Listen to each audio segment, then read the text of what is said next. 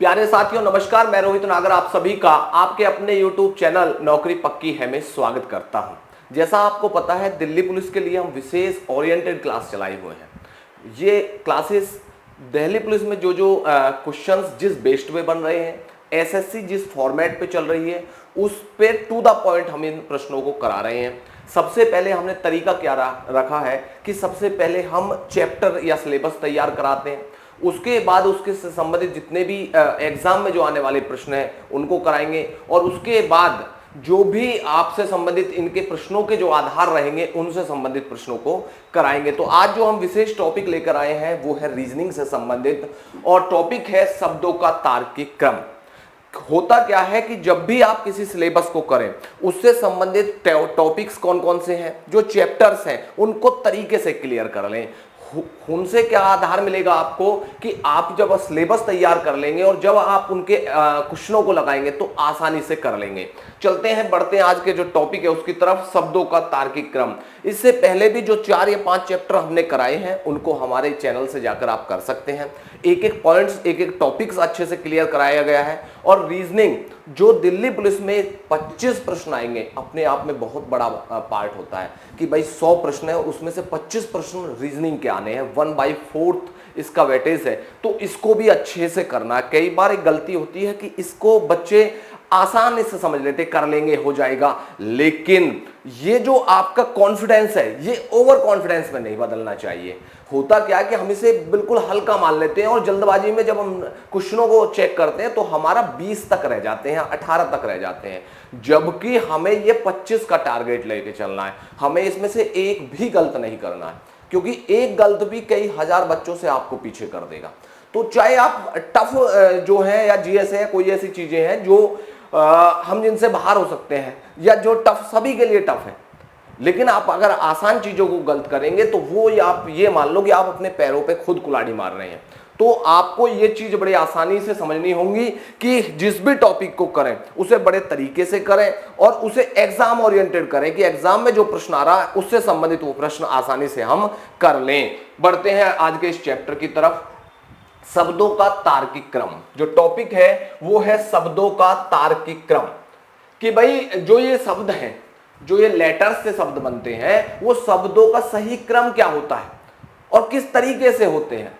उसके 2 टाइप्स हमने बताए कि सब पहला तो है समूह के आधार पर, कि भाई समूह क्या होगा, पेड़ है, पौधा है, बीज है, अंकुरण है, या संसार में जो भी घटित घटनाएं उनके क्या समूह, क्या तरीका है, तो उनके आधार पर इन शब्दों का तार्किक क्रम किया जाता है कि आरोही क्रम में कैसे होंगे, अवरोही क्रम में कैसे होंगे, तो उनका तरीका। दूसरा, अंग्रेजी के जो अंग्रेजी वर्णमाला है उसके आधार पर उन अक्षरों जो 26 अल्फाबेट्स हैं उनके आधार पर जो शब्द बनते हैं, तो अंग्रेजी वर्णमाला में उन्हें आरोही क्रम में कैसे रखेंगे, अवरोही क्रम में कैसे हो, वो तमाम चीजें हम इस चैप्टर में देखने वाले हैं।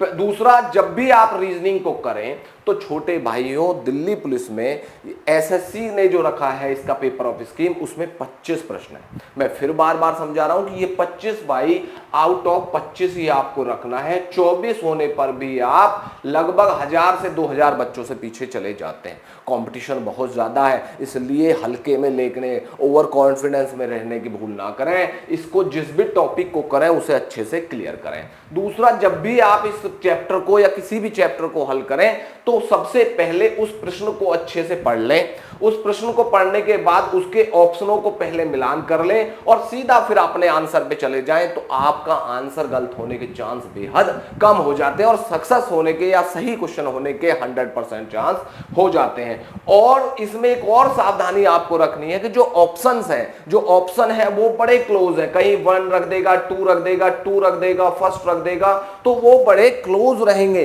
तो आपको इतनी सतर्कता भी रखनी है कि वो प्रश्न, वो क्वेश्चन हमसे गलत नहीं होने चाहिए।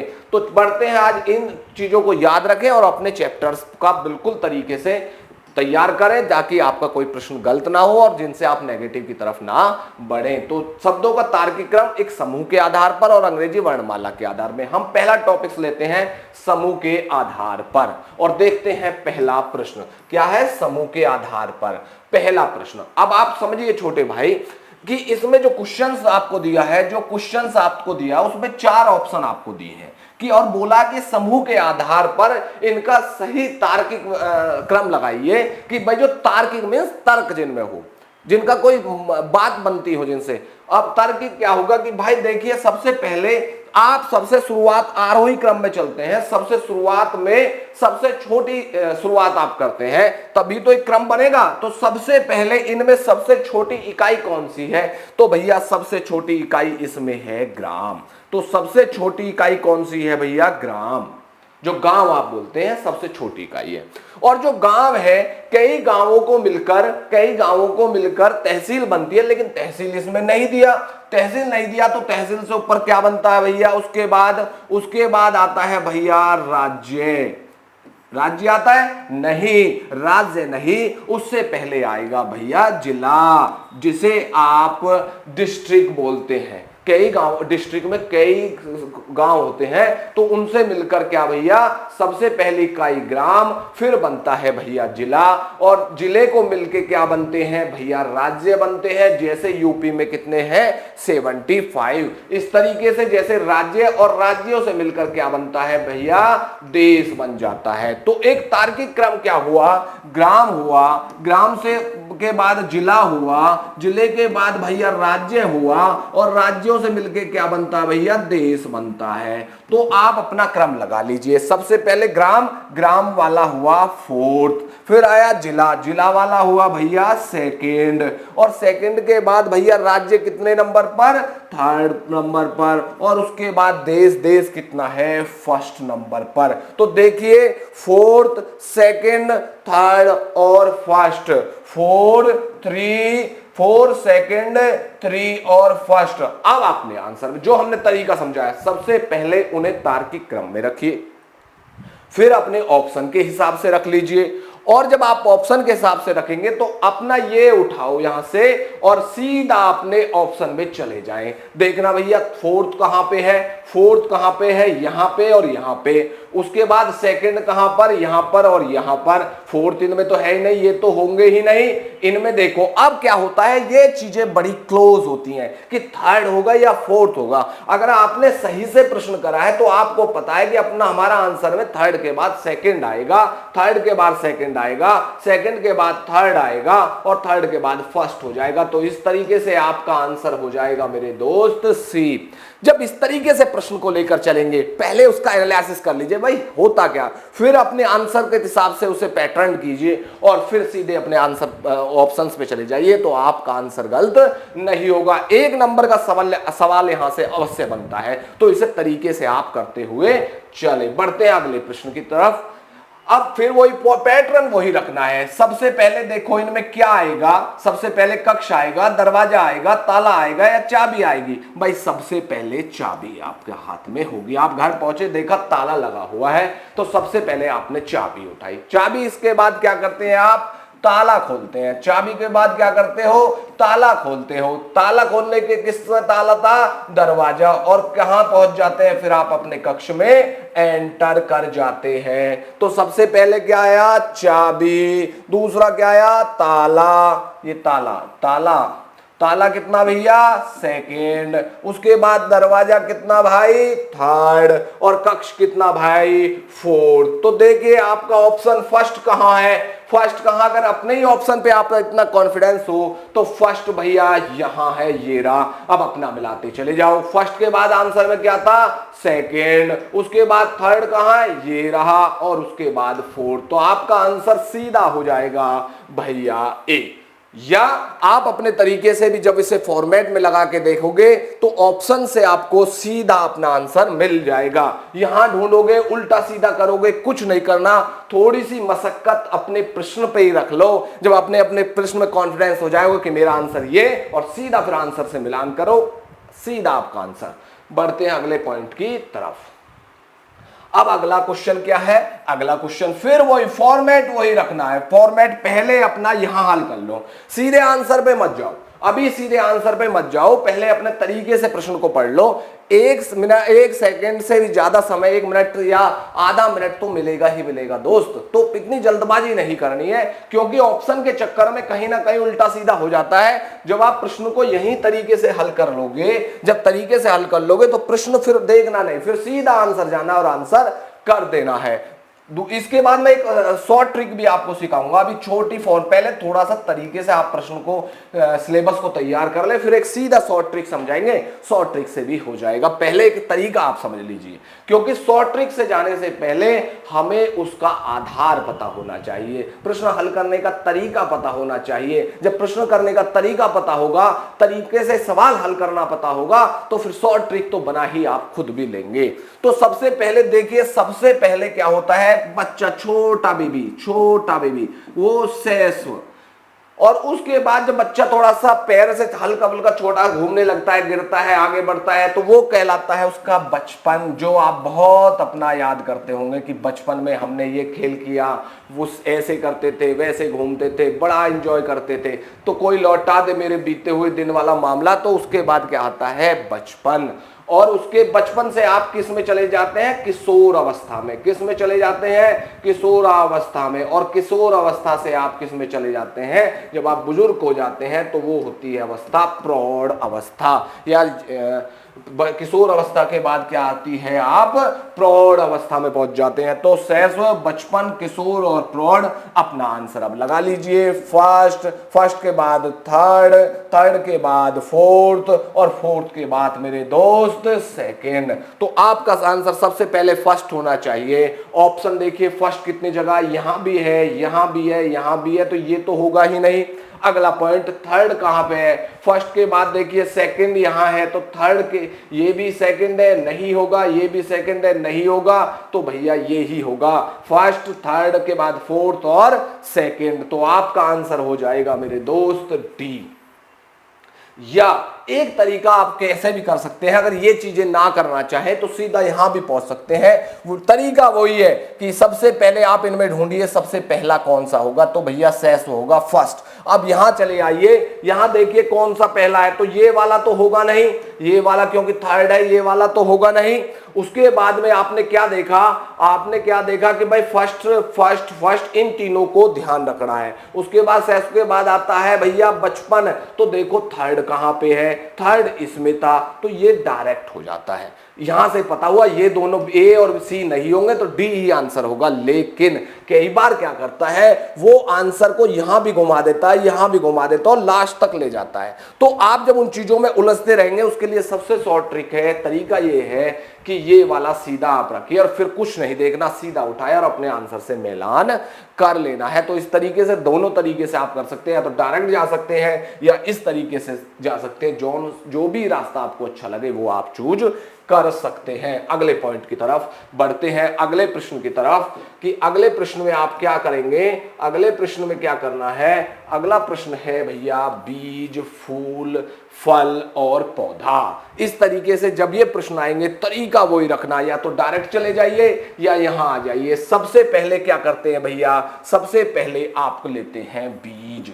सबसे पहले बीज होगा, उसके बाद बीज जो है पौधे का रूप लेता है। बीज जो किसका रूप लेता है, पौधे का रूप लेता है। और पौधे में क्या आता है, फिर फूल आता है, और फूल के बाद वो क्या हो जाता है भैया, फल हो जाता है। तो भैया देखना, बीज कितने नंबर पे है भैया, फर्स्ट पे। फर्स्ट के बाद पौधा कितने पे है भैया, फोर्थ पे। और फोर्थ के बाद फूल कितने पे है, सेकंड पे। और फल कितने पे है मेरे भाई, थर्ड पे। तो आपका बना फर्स्ट, फोर्थ, सेकंड और थर्ड। अब इसमें देखो फर्स्ट कहां पे है, ये वाला है फर्स्ट, और तो किसी में नहीं है। उसके बाद फोर्थ कहां है, ये रहा। सेकंड कहां, ये रहा। और थर्ड कहां है, ये रहा। तो आपका आंसर हो जाएगा सी। तो इस तरीके से कई बार क्या करता है, वो बहुत क्लोज आंसर रख देगा, तो आप वहां फंसने की अवस्था में रहेंगे। इसके लिए सबसे आसान तरीका है कि ऐसे अपना कीजिए और सीधे अपने आंसर का मिलान कर लीजिए। कुछ भी तरीका आप इससे बढ़िया आपको मिलने वाला नहीं है। तो आपके लिए आसान भी रहेगा और गलत होने के चांस भी बेहद कम हो जाएंगे। बढ़ते हैं अगले पॉइंट की तरफ। फिर वही फॉर्मेट लगाओ, फिर वही तरीका, प्रैक्टिस ज्यादा से ज्यादा जब आप कर लेंगे तो क्वेश्चन आपको सीधे के सीधे देखने को मिलेंगे और आपको यह फायदा होगा कि आप उन्हें बड़ी आसानी से कर लेंगे। सबसे पहले क्या आता है भैया, सबसे छोटी अवस्था क्या आती है, तालाब। तालाब के बाद कहां पहुंचते हैं, नदी। नदी से कहां जाती हैं, सागर या समुद्र, आप जिन्हें कहते हो। सागर से भाई सागर या समुद्र, और समुद्र से भाई जाता है महासागर। महासागर। इस तरीके से जब आप पढ़ेंगे तो सबसे पहले तालाब कितने नंबर पे है भैया, 1 नंबर पे है। नदी कितने पे है भैया, 3rd नंबर पे है। समुद्र कितने पे है, नदी 3rd पे, और समुद्र कितने पे है भैया, समुद्र है 4th में, और महासागर कितना है, 2nd में। तो आपका सबसे पहले 1st, 3rd, 4th, 2nd, first. अब देखो यहां 2nd है, जब आपने मान लो ये तो हुए नहीं, अब समझो देखो उस पॉइंट को जो मैं आपको समझाना चाह रहा हूं। फर्स्ट ये रहा, फर्स्ट ये रहा, लेकिन यदि यहां 2nd है, यहां 3rd है, 4th यहां भी है, 4th यहां भी है, केवल ये घुमाए हैं, केवल ये घुमाए हैं, तो इतना जब क्लोज मामला रहता है तो उस समय सबसे बढ़िया तरीका यह होता है कि हमने पहले ही हल करके रख लिया है कि पता है कि फर्स्ट के बाद 3rd आएगा, लेकिन फर्स्ट के बाद यहां 2nd आ रहा है, तो ये तो भाई गलत हो गया। तो हमारा आंसर कौन सा हो जाएगा भैया, क्योंकि फर्स्ट के बाद 3rd, 3rd के बाद 4th और 4th के बाद 2nd केवल डी में आ रहा है, तो हमारा आंसर भैया हो जाएगा डी। जब इस तरीके से आप क्वेश्चनों को हल करेंगे, जब इस तरीके से क्वेश्चनों को समझ के हल करेंगे, तो ना तो गलत होगा ना नेगेटिव होगा, और आपका जो सक्सेस रेट है, जो आप पहले अभी 60 या 65 पे रहते हैं, फिर जाओगे 90+ पे। तो उस स्ट्रेटजी को आपको फॉलो करना है मेरे दोस्त।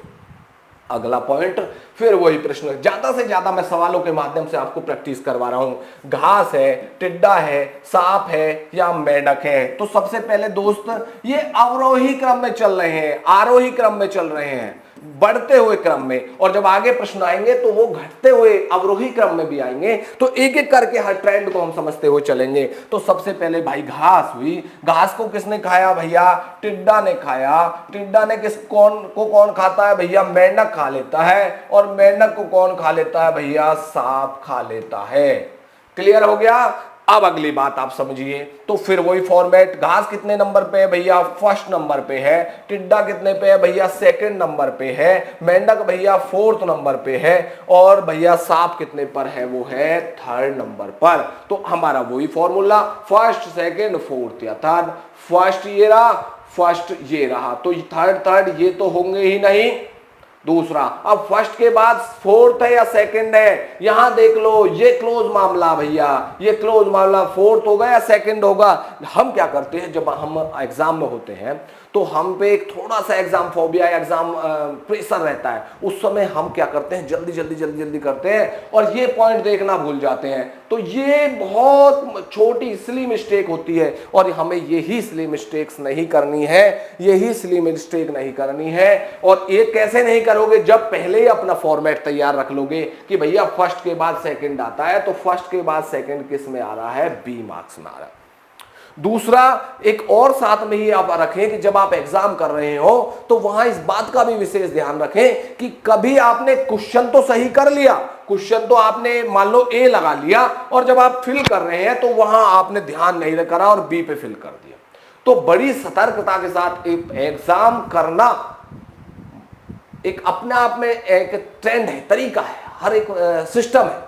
तो आप उन बातों को समझे कि भाई हल कैसे हो, सही कर लिया आपने, पूरी मेहनत कर ली, पेपर कर लिया, पेपर क्वेश्चन लगा लिया, लेकिन फिलअप करने में गलती कर दी, तो कोई मान लेगा क्या आपने सही किया, नहीं मानेगा। मेहनत की, सब कुछ किया, लेकिन आपकी बात नहीं मानी जाएगी और आपका आंसर हो जाएगा 0 और नेगेटिव भी ले जाएगा। इसलिए थोड़ा सा एग्जाम, क्योंकि जब आप एग्जाम दे रहे हो उस समय वो सिर्फ आपके लिए, इससे बेहतर टाइमिंग नहीं हो सकती कि उस समय आप सिर्फ पेपर में रहें। सारी चीजों को पेपर हॉल से बाहर रख दें, और जब आप पेपर में बैठे हो तो केवल और केवल वो 2 घंटे, वो 1.5 घंटा, वो 1 घंटा, जो भी आपको समय मिला है उस समय केवल और केवल आप पेपर मूड में रहे, पेपर देना है, बाकी और कुछ नहीं करना, और फिर देखिए रिजल्ट क्या बनता है। तो इस तरीके से आपका आंसर हो जाएगा मेरे दोस्त बी। बढ़ते हैं अगले क्वेश्चन की तरफ।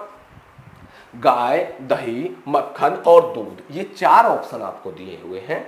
गाय, दही, मक्खन और दूध। अपना वही तरीका एक तरीके से लगाओ। सबसे पहले भैया गौ माता या गाय मैया आएगी। गाय के बाद क्या आता है भैया, गाय जो है दूध देती है, मिल्क देती है काव। और उसके बाद में दही, दूध को क्या करते हो आप, दही कर देते हो, दही बना लेते हो। और दही से भैया क्या निकलता है, मक्खन निकलता है। और गाय जो है यहाँ कितने क्रम पे रखी हुई है, वही प्रैक्टिस।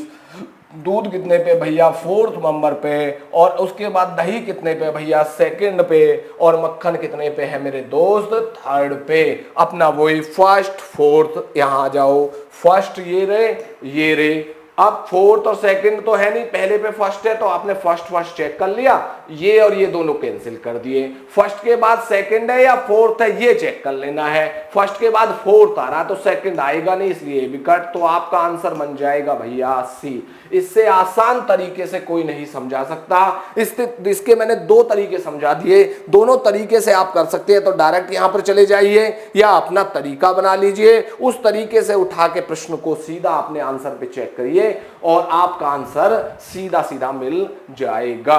बढ़ते हैं अगले प्रश्न की तरफ। अगला पॉइंट है, अब तो हमने जो पीछे प्रश्न किए वो प्रश्न थे आरोही क्रम में, मतलब बढ़ते हुए क्रम में। अब हम जो सीख रहे हैं, हम जो अब कर रहे हैं वो है अवरोही क्रम, अर्थात घटते हुए क्रम में। अब घटते हुए क्रम में कि भैया रैंक, पहले रैंक हम क्या सीख रहे थे, ऊपर बढ़ते हुए सीख रहे थे। प्रश्न अब आ रहा है कि वापस उल्टे घटते हुए क्रम से सीखिए। तो हमें हमें क्वेश्चन दिया हुआ है, मेजर दिया हुआ है, कप्तान दिया हुआ है, ब्रिगेडियर दिया हुआ है, कर्नल दिया हुआ है। इस तरीके से एक प्रश्न अक्सर सवाल बनता है, सीधे सीधे प्रश्न रीजनिंग में बन जाता है। तो सबसे पहले भैया सबसे ऊपर आएगा ब्रिगेडियर, ब्रिगेडियर से नीचे आएगा कर्नल, और कर्नल से नीचे मेजर, और मेजर से नीचे भैया कप्तान। या ऐसे अगर आप रैंक देखें, कप्तान से मेजर, मेजर से कर्नल और कर्नल से ब्रिगेडियर। अब आप अपना आंसर यहीं से लगा लीजिए। ब्रिगेडियर कहां है भैया, 3rd पे। हम अवरोही कर रहे हैं, इसे दोनों तरीके से समझना है, आरोही और अवरोही। आरोही बढ़ते क्रम, अवरोही घटते क्रम। अब आप समझिए, 3rd हो गया। उसके बाद में भैया देखना कहां पर, ब्रिगेडियर हो गया। ब्रिगेडियर के बाद कर्नल कितना, 4th। फिर मेजर कितना, 1st। और फिर क्या भैया, कप्तान क्या है, 2nd। तो ये क्या है, घटते हुए क्रम है। 3rd है, 4th है, 1st है, 2nd है। हम अपना प्रश्न के हिसाब से हमने इसको फॉर्मेट बना लिया। अब देखिए सबसे पहला आंसर कौन सा हमारा, 3rd यहां है, बी में नहीं है, डी में नहीं है। 3rd के बाद क्या है, 4th है। 3rd के बाद 4th है, देखो क्लोज कितना क्लोज है। 3rd के बाद 4th है, अभी आगे और चलेगा इनमें मामला। अब उसके बाद 3rd के बाद क्या है भैया, 4th के बाद है 1st, 4th के बाद है 1st। लेकिन यहां क्या किया हुआ है, ये ऑप्शन आप थोड़ा सा ऐसे बना लीजिए, कोई बात नहीं। यहां 1st बना लीजिए, यहां 2nd, ये समझाने के लिए बताया था।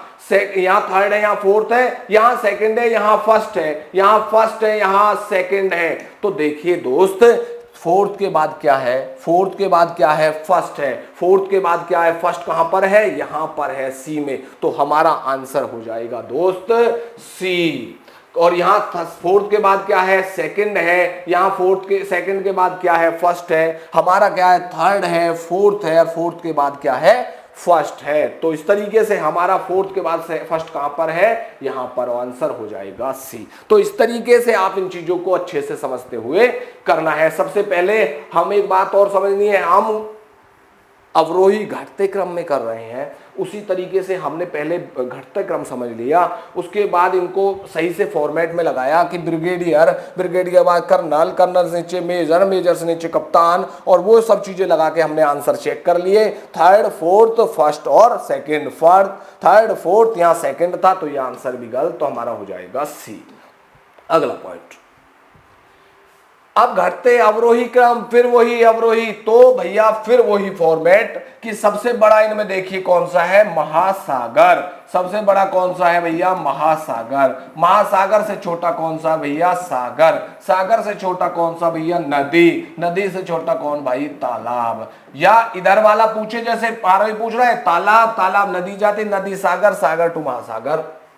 तो भैया फिर अपना आंसर चेक कर लीजिए। फर्स्ट हो गया, सागर कितना भैया, फोर्थ हो गया, नदी कितना भैया, सेकंड हो गया, और तालाब कितना भैया, थर्ड हो गया। और अब देखिए सबसे पहले फर्स्ट आएगा तो ये तो होगा नहीं क्योंकि इसमें थर्ड दिया हुआ है, इसमें थर्ड दिया हुआ है। अब अगला बढ़ो, फर्स्ट के बाद फोर्थ कहां पे है, फर्स्ट के बाद फोर्थ कहां पे है, फोर्थ केवल सी में है, और ये जो है डी और ए नहीं होंगे। फर्स्ट के बाद क्या है, सीधा सेकंड नहीं है, सेकंड नहीं है, क्या है, फोर्थ है। तो फर्स्ट के बाद फोर्थ आपका आंसर, फर्स्ट के बाद फोर्थ, फोर्थ के बाद सेकंड, और सेकंड के बाद थर्ड है। आपका आंसर हो जाएगा भैया सी। इस तरीके से जब आप इन प्रश्नों को समझेंगे तो आसानी से हल कर लेंगे। बढ़ते हैं अगले प्रश्न की तरफ। अब क्या है, अब जो ये अब तक आपने किए, जो अब तक आपने किए वो किए समूह के आधार पर कि भैया दूध से दही, दही से घी, मक्खन, इस तरीके से समझा, ब्रिगेडियर कर्नल मेजर इनको समझा। अब हम समझेंगे वर्णमाला के आधार पर। अब हम किस आधार पर समझेंगे, वर्णमाला के जो शब्द हैं, जो शब्द हैं उनके आधार पर कि भाई वर्णमाला में जो अल्फाबेट्स हैं, 26 अल्फाबेट्स हैं, उनसे मिलकर जो वर्ड्स बनते हैं वो वर्ड अंग्रेजी वर्णमाला में कहां पर आएंगे, उस डिक्शनरी में कहां आएंगे, उस तरीके के फॉर्मेट को आप समझना है। इनका एक शॉर्ट तरीका मैं आपको समझा देता हूं। वो शॉर्ट तरीका क्या है कि सबसे पहले आप क्या करें, जब इस तरीके का प्रश्न मिले तो सबसे पहले अक्षर को आप देखिए, सबसे पहले अक्षर को आप देखिए। सबसे पहला अक्षर कौन सा है भाई, डी। इसलिए ये डी वाले मान लो डी वाले सेक्शन में ये मिलेंगे। मान लो आपका ये कंप्यूटर है, ये A B C D E F और जेड 26 तक इसमें फॉर्मेट बने हुए हैं। तो आप ये डी वाला तो भैया डी वाले में मिलेगा, यहाँ वाले में मिलेंगे। अब अगला आई आई आई आई, तो आई इसका मतलब है डी और आई वाले सेक्शन में मिलेगा। जो डी का सब सेक्शन होंगे उनमें आई वाला मिल जाएगा। उसके बाद आर है, आर है, आर है, आर है, आर वाला भी वही मिल जाएगा, डी आई आर एक होगा। फिर ई ई ई ई चारों में ई है, ये भी वही। फिर सी सी सी, ये जहां तक भी ये मिलते चले जाए उन शब्दों को वहां तक रखना है। अब देखा आई आई ओ ओ, तो यहां तक तो ये सब समान थे ये मामले। यहां जाके मामला फंस गया, जहां मामला फंसे वहीं अपनी डिक्शनरी को खोल लो। खोल लिया, मान लो, खोलने से मेरा मतलब दिमाग में खोल लो, और उसमें देखिए कि इनमें से कौन सा अल्फाबेट, कौन सा अक्षर सबसे पहले आता। आई पहले आता है या ओ पहले आता है? सबसे पहले आई आता है 9 नंबर पर, ओ कितने पर, 15 पे आता है, तो 9 वाला पहले होगा। अभी इन दोनों को साइड रख लीजिए, यहां रख लिए मान लो हमने, ठीक है भाई, ये वाले यहां रख लिए। ओ वाला अभी आई में देखना, आई है। अब ओ है या वी पहले आता है? ओ पहले आता है, ओ पहले आता है, तो सबसे पहले हो गया भैया थर्ड, और जो दूसरा उसके साथ बचा वो अपने आप में ही सेकंड बन गया। क्लियर हो गया? अब आ जाओ इनमें, अब ओ वाले, अब ये और ये चेक कर लेना, ये दोनों तो चेक हो गए। अब ये दो, ओ आर आर, अब आई आया और वाई आया। आई पहले आता है या वाई पहले आता है? भैया आई, वाई 25 पे आता है, आई 9 पे आता है, तो 9 वाला पहले आएगा, तो सबसे पहले फोर्थ हो गया, और जो बचा वो आपका रह गया फर्स्ट। इससे ज्यादा क्या है, सबसे फिर समझ लीजिए, सबसे जहां तक भी मिलान होते चले जाए वहां तक चलते रहो, जहां अलग हो जाए वहां चेक कर लो। ओ आई, यहाँ टी टी चारों तक आ रहा था, ओ आई ओ, इनमें से जो सबसे पहले आता हो उसे देखिए। पहले आई आता है या ओ आता है? आई आता है। आई में फिर आगे इन दोनों में गए, इन दोनों में ओ पहले आता है या वी पहले आता है? ओ पहले आता है, तो थर्ड हमारा यहाँ आ गया। वी उसके बाद आता है तो सेकंड यहाँ आ गया। फिर इन दोनों को चेक किया, ओ दोनों में मिला, आर दोनों में मिला। वाई और आई में जब हमने अंतर देखा तो आई पहले होता है 9 पे, वाई 25 पे, तो सबसे पहले ये हो गया, तो फोर्थ और फर्स्ट। अब अपने आंसर चेक कर लिए, थर्ड कहाँ है भाई? थर्ड कहाँ है, इनमें नहीं है, इसमें नहीं है। उसके बाद थर्ड के बाद सेकंड है या फोर्थ है, भैया सेकंड है, तो सीधा अपना आंसर हो जाएगा, ये भी नहीं होगा, हमारा आंसर हो जाएगा सी। जब इस तरीके से प्रश्नों को हल करेंगे तो गारंटेड है कि कोई प्रश्न गलत नहीं होगा और तरीके से प्रश्न हल हो जाएंगे, और जो भी रीजनिंग का कोई भी ऐसा टॉपिक, ऐसा पॉइंट्स नहीं बचेगा जो आपसे हल ना हो पाए। इसलिए तरीके से आप पहले इसको समझ ले। फिर वही फॉर्मेट जो पीछे लगाया, आई दोनों में है भाई, चारों में है, एम चारों में है भाई, है जी, पी चारों में है भाई, है जी। अब ए आर आर ओ, ए, अब देखिए ए आर आर ओ, तो सबसे पहले कौन सा आया, ए आ गया भाई, क्लियर हो गया, फर्स्ट हो गया। उसके बाद ये तो पॉइंट खत्म हो गया, अब इन तीनों में लड़ाई रह गई, आर आर ओ पहले आता है या आर पहले आता है, ओ 15 पे, आर 18 पे, ओ पहले आया तो बन गया फोर्थ, ये भी गया। अब ये बचा R R O V V, यहां तक ये दोनों सेम थे। अब आई पहले आता है या ई पहले आता है, ई भैया 5 पे आता है, आई भैया 9 पे आता है, तो पहले 5 आ गया तो सब भैया थर्ड, और जो बचा वो सीधा आंसर। इस तरीके से जब करेंगे तो तरीके से काम होगा। तो भैया फर्स्ट देखना कहां पर है, इन दोनों में तो है ही नहीं, फर्स्ट ये रहा। फर्स्ट के बाद सेकंड है या फोर्थ है, भैया फर्स्ट के बाद तो फोर्थ है, तो वो भी होगा ना, यही हमारा आंसर। सीधा कुछ नहीं करना, प्रश्न रखो, तरीके से उसे फॉर्मेट बनाओ और सीधे आंसर पे चले जाओ, कुछ नहीं करना दोस्त। यही एक तरीका होता है, फॉर्मेट होता है। अगला फिर वही तरीका, टी टी टी टी, फिर ओ ओ ओ ओ, जी एम पी पी। अब जी देखना 7 पर, एम देखना 15 पर, पी पी 16 पर, तो पहले जी आया, फर्स्ट आ गया। जी के बाद देखना कौन आता है, एम आता है, तो भैया सेकंड आ गया। अब इनमें लड़ाई देख लो, पी पी, फिर ओ आया, पहले पी आया, ओ 15 पे, पी 16 पे, तो थर्ड आएगा, फिर आ जाएगा भैया फोर्थ, फिर आ जाएगा फोर्थ। तो ये तो क्रम बन गया, first second third fourth. Check कर लो फर्स्ट कहां है, ये रहा भाई, फर्स्ट यहां भी, तो ये फोर्थ और ये तो होंगे नहीं। फर्स्ट यहां भी है, सेकंड यहां भी है, यहां भी है, लेकिन देखो कितना घुमा दिया, फोर्थ थर्ड, थर्ड फोर्थ, इन दोनों में घुमा दिया। इतना क्लोज भी वो चला जाता है, इतना क्लोज भी वो चला जाता है। तो हमें देखना कि थर्ड यहां है, फोर्थ यहां है, तो हमें देखना हमारा आंसर कौन सा है। सेकंड के बाद थर्ड आ रहा है, लेकिन हमारा तो भैया सेकंड के बाद यहां फोर्थ आ रहा है, तो ये तो होगा ही नहीं, इसलिए सेकंड के बाद थर्ड आएगा, तो हमारा आंसर हो जाएगा सी। आप ध्यान रखें, आपने सही लगा भी लिया, लेकिन ऑप्शन में यदि गलत लगा दिया तो आपका प्रश्न गलत हो जाएगा। इसलिए करते समय बिल्कुल सावधानी बरतते रहें, जब आप क्वेश्चन हल कर रहे हैं उस समय सावधानी बरतते रहें। अगला पॉइंट क्या है, टेस्ट, टी टी यहां भी है, यहां है, यहां है, यहां है, ए ई आर ई, ए ई आर ई, तो सबसे पहले कौन आया, ए आया, उसके बाद देखो ई ई, अब आर तो बाद में आता है इसलिए इसे साइड रख लो,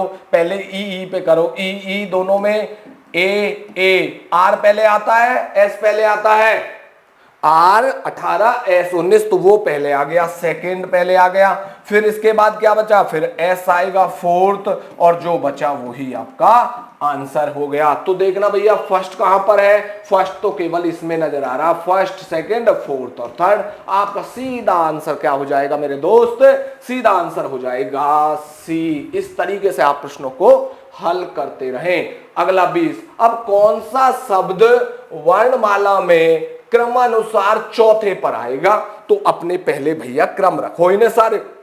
क्या है, नोटोरियस, नोटोरियस, फिर क्या है, नेचुरल, फिर क्या है, नेशनल, और फिर क्या है, नोशनल। एन चारों में है। अब देखना इसमें क्या है, ओ है, ए है, ए है, ए है, तो इसका मतलब ये तो बाद में चला गया, ए वालों पे बात होगी। टी यहां भी है, टी यहां भी है, टी यहां भी है, यू है, आई है, आई है, यू बाद में, तो ये दोनों चलेंगे अभी। ओ है, एन है, एन है, ए है, ए है। अब आप देखिए, आप सीधा समझ लिए, एन एन ओ वाले तो अलग रहेंगे। हम अब दोनों में देखते हैं, N A T A, U या आई, तो सबसे पहले आई आगा, तो सबसे पहले हो गया भैया सेकंड हो गया, यहां से यहां वाला से जैसे आपने लगाया तो यहां सबसे पहले क्या आया, सेकंड आ गया, तो ये वाला सेकंड तो हटा लीजिए, या ये थर्ड वाला आया NATUI, देखो NATURAL, तो अब सबसे पहले क्या आया भैया, थर्ड NATI, फिर इसके बाद ये वाला आ जाएगा, इसके साथ में क्या आ जाएगा भैया, यू वाला, तो सेकेंड, उसके बाद में ओ पे जाइए NOTT, अब NOTO पहले आएगा या आई पहले आएगा, आई पहले आ जाएगा, तो थर्ड हो गया भैया, और फर्स्ट सबसे लास्ट में चौथा, फर्स्ट सबसे लास्ट में चौथा, तो भैया चौथे स्थान पर कौन सा होगा, नोटोरियस, सबसे बेस्ट में कौन सा आएगा, नोटोरियस। बात समझे, फिर से समझ लीजिए, हमने ये 4 ऑप्शन आपको दिए हुए हैं, 4 ऑप्शन दिए हैं, प्रश्न पिछले वाले की तरफ से ही सबसे पहले कौन सा अक्षर, फिर दूसरे पे, तीसरे पे, चौथे पे, या किसी भी तरीके से आपसे फर्स्ट पूछ सकता है, सेकंड पूछ सकता है, थर्ड पूछ सकता है, या फोर्थ पूछ सकता है, कोई सा अक्षर, सबसे आसान तरीका अपने तरीके से फॉर्मेट में लगाओ, क्रम में लगा लो, जो सा अक्षर फर्स्ट पे पूछे तो थर्ड, या ए मान लो इसे, ये वाला ये, या इसे ऐसे मान लीजिए, फर्स्ट मान लीजिए, इसे सेकंड मान लीजिए, इसे थर्ड पे मान लीजिए, इसे फोर्थ पे मान लीजिए, तो जो आपका आंसर जो इस क्रम में पूछ ले सवाल, उसी क्रम में आप रख दीजिए और उसी क्रम से आप बना लीजिएगा, सीधा सीधा। बस आपको तरीका ये रखना है कि वो अंग्रेजी वर्णमाला के क्रम अनुसार होने चाहिए। बढ़ते हैं अगले पॉइंट की तरफ, कौन सा शब्द बाद में आएगा, या ये वही बात है कि सबसे लास्ट में आएगा। देखना कौन है भैया, लीफ लिखा हुआ है, लीन लिखा हुआ है, और क्या लीव लिखा हुआ है, और क्या है भैया, लेस लिखा हुआ है। अब देखना एल तो चारों में है, एल तो चारों में है, ई भी भाई चारों में है, ए भी भाई यहां है, लेकिन यहां भाई एस सारा है, तो ये अगर डायरेक्ट ऑप्शन से जाना चाहे तो डायरेक्ट चलेंगे, ये तीनों पहले आ जाएंगे और एस बाद में आएगा, तो सीधा हमारा क्या है, लेस वाला हो जाएगा, लेस वाला हो जाएगा। अगर आप देखना चाहें तो हमारा आंसर कौन सा हो जाएगा, लेस हो जाएगा। और अगर तरीके से समझे, इनमें भी कोई समझ लो प्रश्न बाद में ना पूछे, सेकंड पूछ ले, फर्स्ट पूछ ले, थर्ड पूछ ले, तो इन्हें भी क्या लगे साथ के साथ चेक कर लो। अब एफ इनमें हो गया, एफ पहले आएगा, एन पहले आएगा, वी आएगा, सबसे पहले एफ वाला यानी कि फर्स्ट आएगा, फिर एन वाला यानी कि सेकंड आएगा, फिर वी वाला यानी कि थर्ड आंसर आपका हो जाएगा। लेकिन इस प्रश्न के हिसाब से सबसे बाद में कौन सा आएगा, एस वाला आएगा, लेस वाला सबसे बाद में आएगा। अगला पॉइंट कि अवरोही क्रम में, आरोही नहीं, अवरोही क्रम, घटते क्रम में, तो भैया सबसे पहले आपको सबसे पहले बड़ा मामला देखना है, या आप एक बार फॉर्मेट से लगा लीजिए और उनको उल्टा कर लीजिए तो भी वही बात है। भैया देखना सबसे पहले क्या है, अंक बीज हो गया, और बीज क्या हुआ, अंकुरित हुआ, अंकुरित से क्या बना, पौधा बन गया, और पौधा क्या हुआ भैया, पेड़ बन गया। तो सबसे जो सबसे आरोही में ये अवरोही क्रम है, इन्हें आरोही लगा लीजिए। एक ये तरीका है, पेड़ और पौधा और भैया अंकुर और भैया बीज, अंकुर और बीज। तो सबसे आरोही में सबसे फर्स्ट पे कौन आएगा, पेड़, सेकंड में पौधा, थर्ड में अंकुरण और चौथे पे बीज। पूछा क्या है, सेकंड स्थान। हमें ऐसा नहीं, सीधा हमें प्रश्न, इसीलिए मैंने ये प्रश्न रखा है कि हमें वो तरीका भी पता होना चाहिए कि कहीं प्रश्न तो नहीं घुमा दिया है, फर्स्ट है, सेकंड है, थर्ड है या फोर्थ है, दूसरे स्थान पूछा। तो भैया ये अगर ये वाला प्रश्न होता अवरोही तो दूसरे पे अंकुरण आ जाता। अब ये क्या है, आरोही है, अवरोही क्रम में होता, अवरोही क्रम होता, आरोही क्रम होता तो ये क्रम होता, अवरोही क्रम है तो ये क्रम है। इसमें यदि पहला पूछता तो पेड़, दूसरा पूछा है तो पौधा, तीसरा पूछता तो अंकुरण और चौथा पूछता तो भैया बीज। पूछा क्या है, सेकंड, सेकंड पे है पौधा, हमारा आंसर हो जाएगा डी। तो इस तरीके से जब इन प्रश्नों को तरीके से आप करेंगे, एक एक प्रश्न को तरीके से पढ़ लेंगे, तो जब आप एग्जाम में लगाएंगे तो कोई भी प्रश्न गलत नहीं होगा। तो आज हमने आपको कराया कि शब्दों का तार्किक क्रम क्या होता है, उन्हें अच्छे से आप तैयार करें। बहुत बहुत धन्यवाद। जय हिंद, वंदे मातरम।